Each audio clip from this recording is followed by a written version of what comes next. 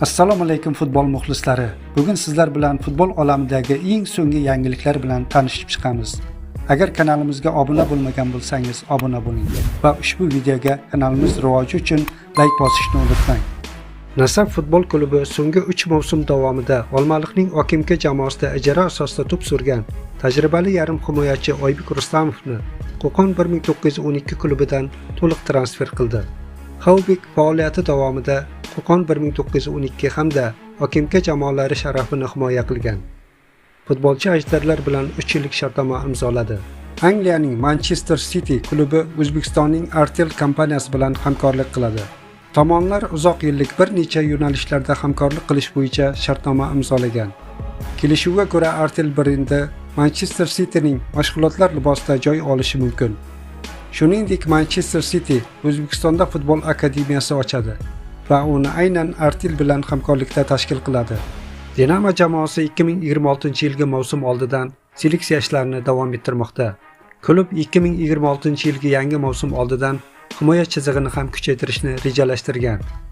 Vadim Abramov boshchiligidagi murabbiylar shtabi taklifiga ko'ra, Dinamo fransiyalik 25 yoshli markaziy himoyachi Jisa Mbappe Ayissa bilan 1 yillik shartnoma bo'yicha kelishuvga erishdi.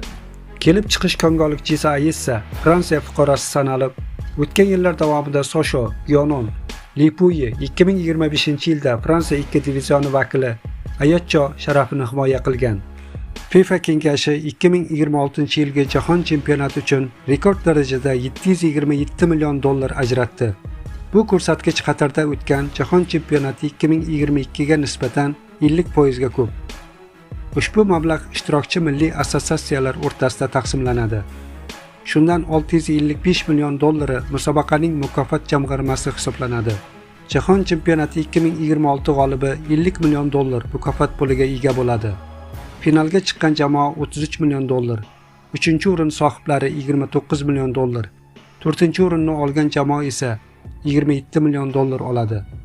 Chorak finalga chiqqan jamoalarga $19 million dan, biri 8 final ishtirokchilariga $15 million dan, biri 16 finalga chiqqan jamoalarga esa $11 million dan to'lanadi. Guruh bosqichida musobaqani yakunlagan jamoalar $9 million oladi. Shuningdek, har bir ishtirokchi jamoaga musobaqaga tayyorgarlik xarajatlari uchun qo'shimcha ravishda $1,5 million ajratiladi.